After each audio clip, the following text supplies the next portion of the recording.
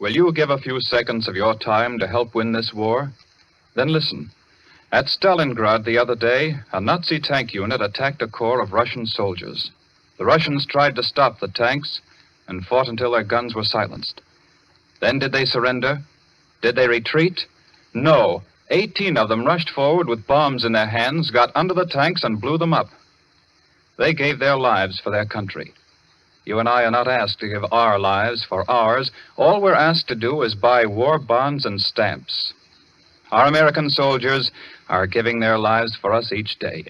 More and more of them every day.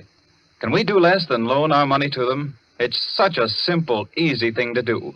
Out of every dollar you earn, lend 1 dime to your country. Do it regularly by joining the 10% club where you work. And do it now. Our soldiers need your help.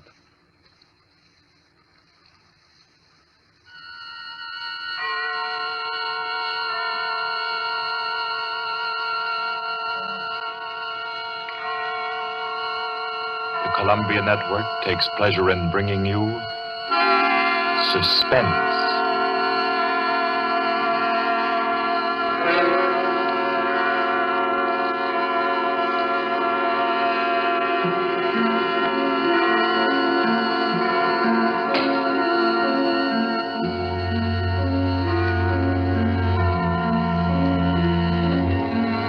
Suspense, Columbia's parade of outstanding thrillers, produced by William Spear and scored by Bernard Herrmann. The notable melodramas from stage and screen, fiction and radio, presented each week to bring you to the edge of your chair, to keep you in suspense.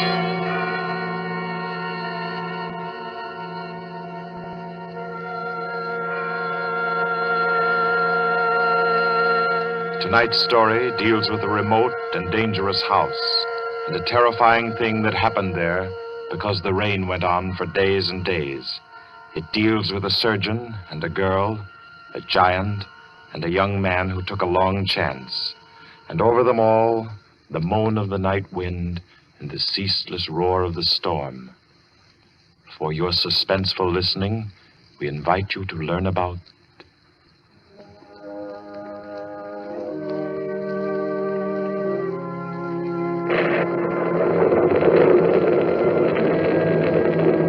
the Kettler method.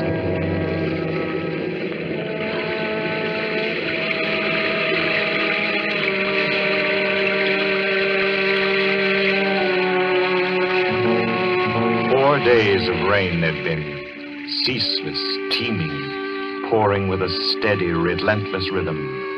4 solid days. The fields around Culston had been turned into huge puddles that reflected the heavy, swollen sky. And Dr. Morrissey was stirred by a deep anxiety.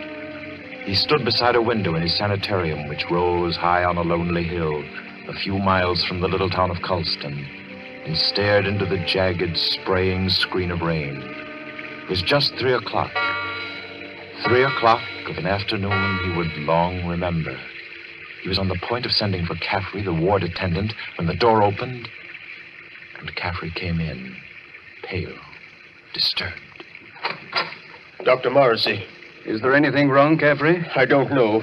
There's a feeling down in the ward. Feeling? This rain's going on too long. The patient's getting uneasy? They're bound to, ain't they? If a guy with good nerves gets jumpy, you can imagine what it does to theirs. Seem to be affecting anyone in particular? Number 5's been carrying on. Kettler? Yeah. I brought him up.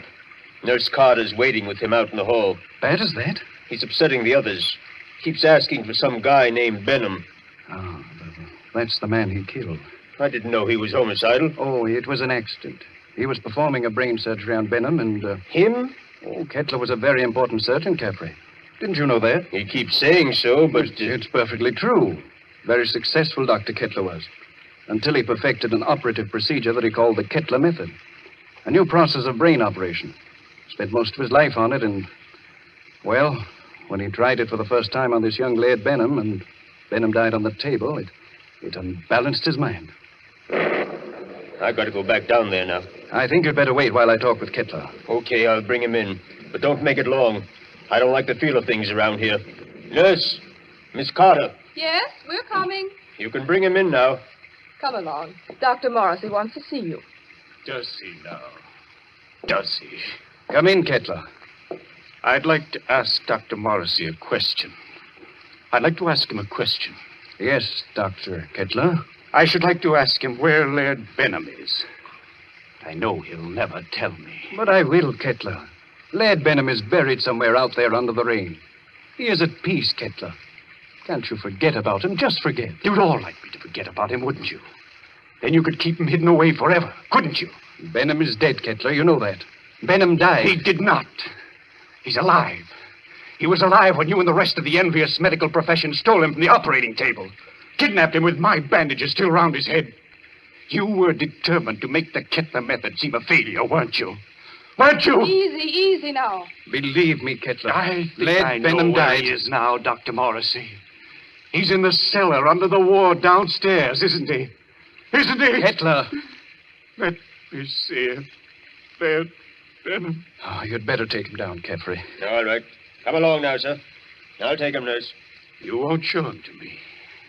Even though it would make me well again. My cellars are empty, Kettler. Believe me, Benham isn't there. You sit there in power and order me away. Come on, Kettler. There's something I have to say. I've always been above violence, Dr. Morrissey. But the time comes when there's no other course. This is a warning, Doctor. A warning. And the joke is that you won't heed it. Come on with you. You won't heed it now. But you'll remember it. And soon you'll remember it. Tables turn, Dr. Morrissey. Tables turn.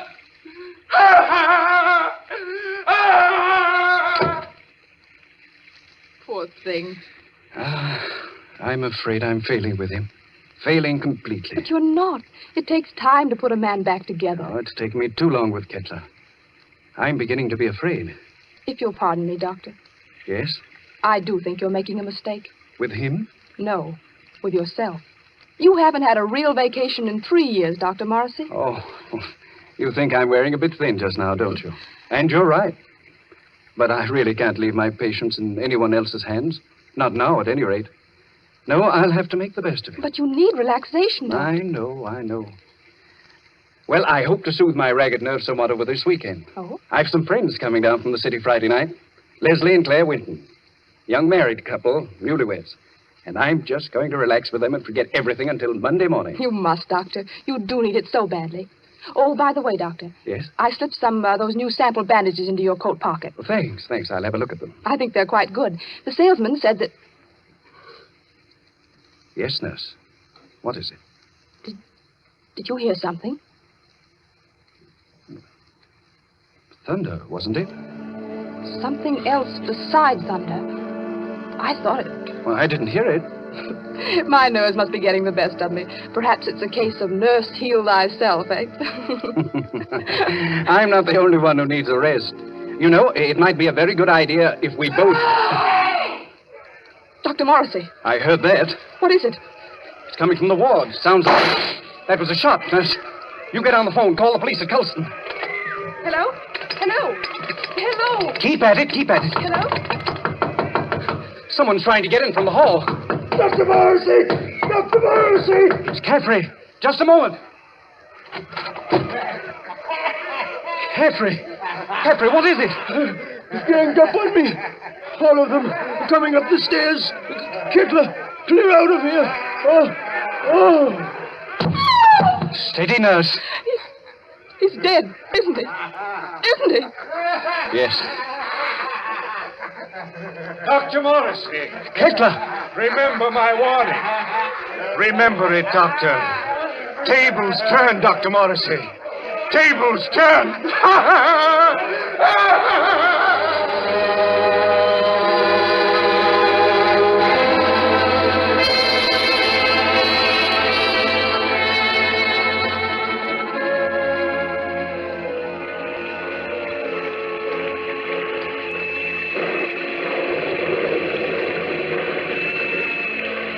It rained for 3 more days.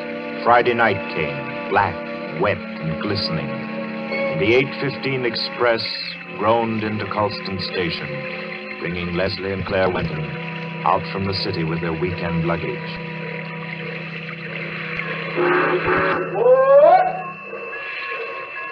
Isn't Dr. Morrissey sending his car for us, Leslie? Yes, Claire. The chauffeur was supposed to drive us over to the sanitarium to pick up the doc, and then we're all going over to his house together. Well, I don't see any car, do you? I don't see anything but water. Maybe we're rowing over in a skiff. Oh, I hate that sound. Like somebody's in agony. I think you're a little depressed, dear. Well, I shouldn't be surprised. My head's still aching dreadfully. Poor lover. How long's that been going on now? Almost a week. It frightens me. I don't think it's anything serious. Waiting in the rain like this doesn't do it any good, I'm sure. I don't understand. Doc's usually so punctual. Right on the dot. You don't suppose we ought to call the sanitarium? You people for Dr. Morrissey, yes? Well, yes, we're the Wintons. Doc sent you to pick us up? I, Cato, Dr. Morrissey's chauffeur. You got luggage? Yes. Here it is. I take. You follow me to car. Come. We're coming. Leslie, Yes? he's tremendous, isn't he? He must be 6.5 feet tall. I'm over 6 myself, darling. He's nearer 8. That's a giant. Get those shoulders. He could snap me in two like a matchstick. Well, I hope he likes us. So do I, light of my life. Car waiting. You come, please. But I really don't think he does. Coming.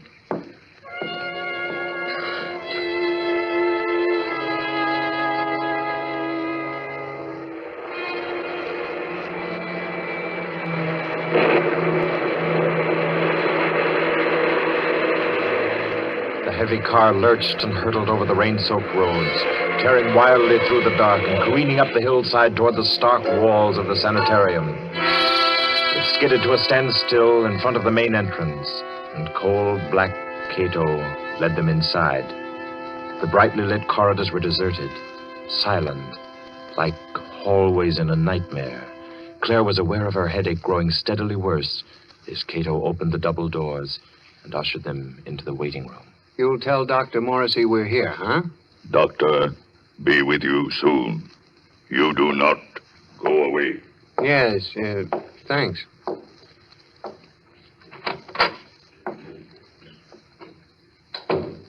I hope we're not staying in here very long. It isn't very cheery, is it? Oh, I don't like places like this. I suppose it's very foolish of me, but I always feel as if I'm in some sort of danger. That's the headache again. Everything seems worse than it really is when you're not feeling well. Don't you always find... Leslie, Yeah? listen. What is it? Somebody's knocking. Just a moment. Gracias a Dios. Who is it, Leslie? I don't know. What, you do not know me? I am Arturo Alvarez, the South American pianist. You have heard of me? Well, sure, I've heard of Arturo Alvarez, but I'd hardly expect to find him in... Leslie, humor him. Oh, of course, for a moment I forgot where I was. I've heard of you, Mr. Alvarez. Is there anything I can do for you? Will you help me? I must get out of this place. Oh, sure. I came here several days ago to be treated for a mild nervous trouble. And now they won't let me go. I am being held a prisoner. And tonight I am scheduled to give a concert at Carnegie Hall, and I must get out of here. Please, will you help me? Number 10 out of the ward again, I see. How many times must I tell you that is strictly against the rules? I was doing nothing wrong. I was only telling this gentleman that I must be at Carnegie Hall for my concert. Yes. I'm sure the gentleman was very interested. Cato. Yes, Doctor. Cato, you will escort number 10 back to the ward and see to it that he doesn't wander back into the waiting room. No, I will not be taken back to the ward. Help me. Oh, no. Help me, no. I will no. How strongly he believes in his delusion. Strange fantasy of a diseased mind. Seriously believes that he's Arturo Alvarez. He was telling me. Oh, I'm very sorry. I'm afraid I haven't been very cordial. Won't you sit down? Is there anything I can do for you? Well, you see, Dr. Morrissey invited us up for the weekend. Oh, yes, of course. He told me he was expecting you. Does he know we're here? I'm afraid not. Dr. Morrissey was unexpectedly called away on an emergency case, and I'm in charge of the sanitarium until he returns. Well, do you have any idea about when that'll be? Well, it's very hard to say. However, he asked me to ask you to wait and see to it that you're made comfortable. Let me see now. Your name is... Winton, Leslie Winton. And this is my wife, Claire. Ah, yes. Permit me to introduce myself. I'm Dr. Kettler, Dr. Morrissey's assistant. What can I do for you? A bite of food or a drink, perhaps? I don't think so. There's nothing in the world I want so much as an aspirin. Aspirin? Yes, Doctor. She's had a headache that's been troubling her for days. It's terribly annoying. I can well imagine. Annoying and interesting. That is, to a man of my profession, of course. But if you will step into the inner office, I think I can offer you something a good deal more effective. Oh, I'd hate to trouble you. No trouble at all. I find these things most intriguing. Should I, Leslie? I think you might as well. Morrissey won't be back for a long time by the looks of things. You're quite right, Mr. Winton. Dr. Morrissey won't be back for a long, long time. Oh, well, then, which way do I go? Right this way, the large door on your left. You won't mind waiting alone, will you, darling? Oh, Mr. Winton shall make himself comfortable. There are cigarettes in the box, whiskey in the liquor cabinet, and a radio behind the ferns there. I'm sure he will be quite happy. After you, Mrs. Winton. If Dr. Morrissey comes in, let me know. I hope you'll find everything you want, sir. Thanks. By the way, Doctor. Yes? You said you had something better than aspirin. I didn't know there was anything better than aspirin for a headache. I have something, Mr. Winton. Really? It is a process which I invented myself. One that never fails.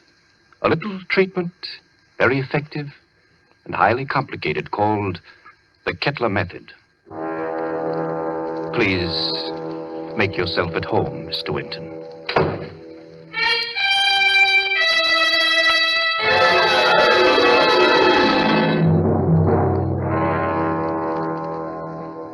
Leslie sat there, alone in the big waiting room for a while.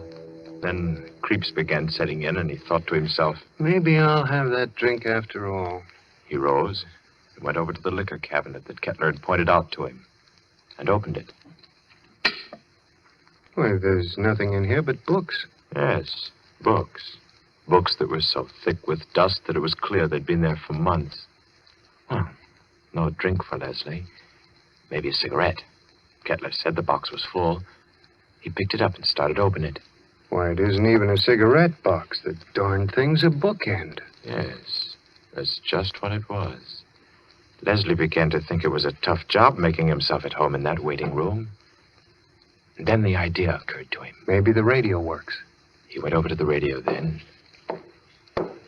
turned it on, and... We are sorry to announce that the program scheduled for this time from Carnegie Hall has been cancelled due to the mysterious disappearance of Arturo Alvarez, the noted South American pianist. Mr. Alvarez was known to be suffering from a minor nervous disorder and was last seen departing on a short trip to Colston in upstate New York. Alvarez. That guy is Alvarez. What's going on here? Claire! Claire! Locked. Dr. Kettler, open this door. Open it. Do you hear me? Miss Claire! Winton, Oh, you. Tell him to open up. Tell him. Tell him. doctor send me. Tell you, young lady headache bad. Very bad. What do you mean? He operate. Operate. He say take long time. He say you not wait. You come back tomorrow. Operate. No, no. Kettler! Kettler! Claire, can you hear me?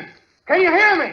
Of course she can hear you, Mr. Winton. The operating table is just inside the door. Bring her out here. Let her go, I tell you, Kettler. But I find that an operation is indicated, Mr. Winton. I forbid you to touch her. You forbid? You? I'm in charge here. No one forbids me. Do you understand? You're insane. If you lay your hands on her, I'll kill you. So help me, I'll kill you. Very well, Mr. Winton. If you do not wish me to operate, that's all there is to it. I would scarcely force my services upon you. However, the girl's condition is quite serious, and I... Good work. Good work, Cato, my boy. A masterstroke. Do you still forbid me, Mr. Winton? Do you? Do you? Oh, you don't answer. Good, good. Take him to the cellar, Cato, and lodge him there with his friend, Dr. Morrissey. They should have a good deal to talk over in the still hours of the night while I cure the young lady's headache unmolested.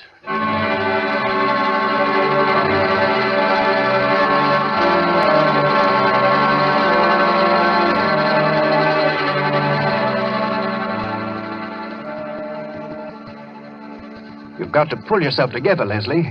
Now try. Try to think. Cato brought you down a few moments ago. You've been hit in the head. Can you remember? Yes, I was talking to Kettler, trying to make him let Claire go. Claire? Oh, good Lord, Morrissey. Where is she? He's got her. Kettler? She's on that operating table up there. We've got to do something. We've got to do something. Well, I'm afraid there's not much we can do. I've been here for 3 days and nights. What happened? It was a nightmare come to life. I'd had Kettler in my office for treatment. Yeah? He was off on a wild tangent, insisting that I had a man whom he had killed hidden down here in the cellar. That I and the rest of the medical profession had kidnapped him off the operating table with his head still swathed.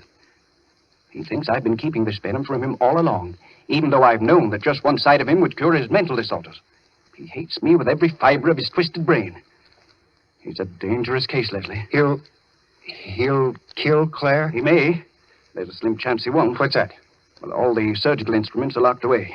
It's possible they may not be able to find them. Isn't there any way we can get out of here? Well, wouldn't I have used it? Where does that corridor lead to? To the staircase that goes to the first floor. Well? Not a chance. Comes out in the operating room, and they keep that door locked as tight as a drum. Besides, Kettler still has the pistol he took from my nurse. I've got to think. I've got to. And my head hurts so I can't make good sense. Let's say that. I think they gave you a nasty cut. Oh, it doesn't matter. Say, Doc. Yes? What was his name? Who? The guy Kettler thought you were keeping from him, the one he killed. Benham. Laird Benham. Why? Was he a young fellow? Yes, rather tall, slender chap. Say, Doc, Hmm? do you have any bandages down here? What? Bandages. Why, yes, I think so. They're stored down here. Enough to bandage my whole head, face, and everything? Why? I might have a chance of getting through that door up there.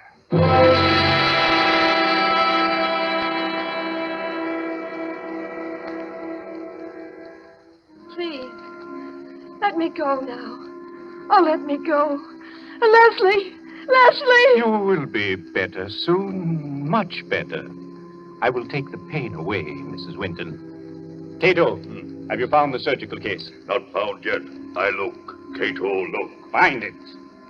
We must not keep Mrs. Winton in agony. Find it, I say. She'll have to create some order in this place. I want my instruments at hand on a moment's notice. Please, let me go. Oh, let me go. You shall be well again, my dear. I promise you shall be. Doctor, here, tall, white cabinet behind curtain. That's it. Open it, Cato. Locked. Locked, Doctor. Smash it open. Open it. I do. You'll find scalpels on the top tray. Bring them to me. Yes, Doctor. It's here, Doctor. See, knives. Good, sharp knives. Cato find. He find them. Excellent. How they glitter. It is good to feel the knife in my hand again. Put the others right beside my pistol here on the table. Please. Oh, please. There, my girl. I shall expend all my genius on you. You shall be well again. No. No.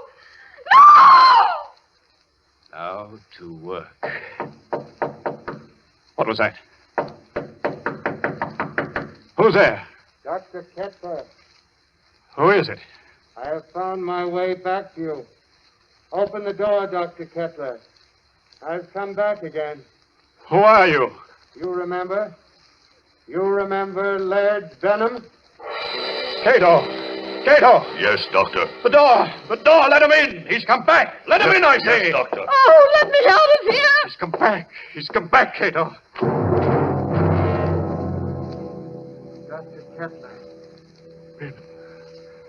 Benham, I knew it. I knew it all along. You're alive. You're living. Yes. Living. Yes, Dr. Kettler. You. Just as they took you from the table. Yes. They took me away before the operation was complete. Finish it now. Hurry. I can't live much longer. I'm about to die. No. Cato! Get Benham out of the table. Girl on table. Take her off. Take her out of here. Put her in the cellar. Let Benham take her place. At once, you hear? Yes, Doctor. Cato. No. I won't be put in the cellar. I won't. It might be well if you went down into the cellar, you know. It's nice down there. You'll see old friends, perhaps. Old friends who need help. Leslie. Hurry, I say. Yes, Doctor. Come. I'm coming. Are you all right, Benham? Weaker. Cato! Cato, close door. No, stop wasting time. Leave the door alone. Help me. Help me get Benham on the table. Yes, Doctor. Cato, do. Oh, that's right. Now lift him carefully. Yes. Good. Oh. Now, lie back. Lie back. Gently. Gently. All right. Careful now.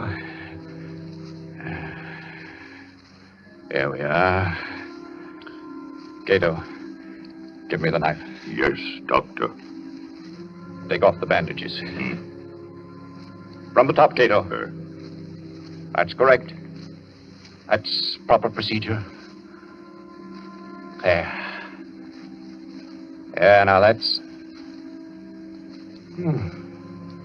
I thought his hair was blonde, not black. Well, perhaps I've forgotten. I've forgotten so many things that... There was a scar on his forehead. I clearly remember a scar on his forehead. Maybe I imagined that too. Perhaps it was someone else with brown eyes. Benham, didn't you have blue eyes? I know they were blue. And your nose was thinner and longer. Yes. And your lips. You had thick lips. That I know. Bandages off, Doctor. Dr. Kettler, there's a trick here. You're not Benham. You're not Benham. You're that young Mr. Winton. Dr. Kettler, listen to me. Cheat. So you wanted me to finish you, did you?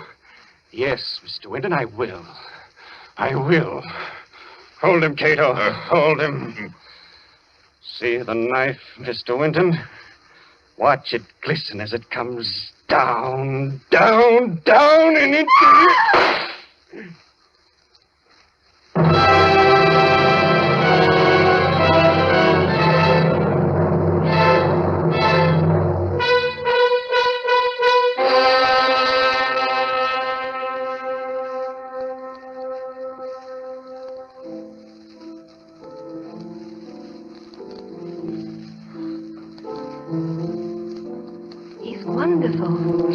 You don't doubt that he's Arturo Alvarez when you hear him play the piano, do you? That's a marvelous old instrument you have, Doc.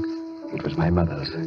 This old house has been in the family for generations. Who'd ever thought we'd be alive to sit in your house and listen to somebody play a concerto? We wouldn't have been. At least I wouldn't have been if you hadn't snatched that revolver off the table right out from under Kettler's nose before they threw you into the cellar.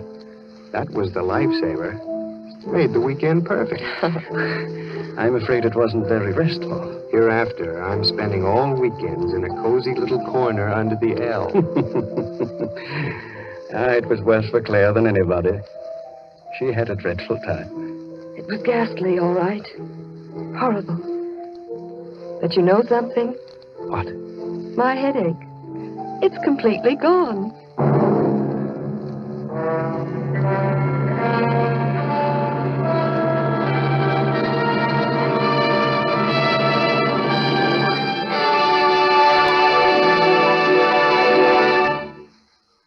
So ends the Kettler method, the tale of a memorable weekend and a long-awaited dead man who didn't return after all. This was tonight's story of Suspense. Suspense is produced by William Spear. John Dietz was our director this evening. Tonight's radio drama was written by Peter Barry and scored by Bernard Herrmann.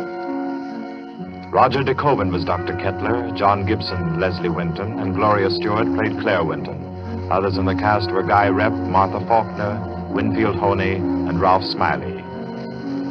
Next week at this time, Columbia will bring you another selected story from the world's great literature of thrills. Another study in suspense. This is Barry Kroger, and this is the Columbia Broadcasting System.